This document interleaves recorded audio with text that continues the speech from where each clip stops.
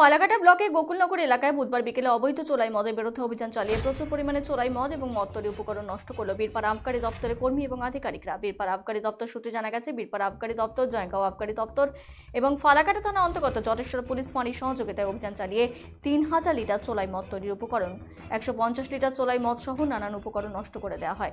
এদিন সকাল থেকে বীরপাড়া আবকারী দপ্তর আধিকারিক দীপক সাহার নেতৃত্বে ফালাকাটা ব্লকের বেশ কিছু এলাকায় অভিযান চালানো হয় বলে জানা গেছে।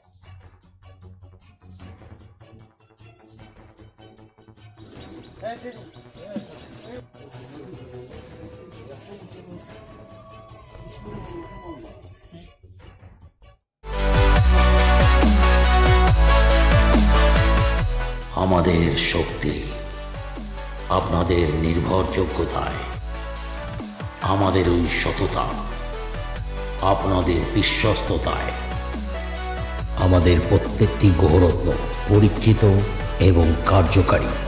স্বর্ণ শিল্পের শিল্পী Dutta jewellers, PS road, hotel BD building, Cooch Behar.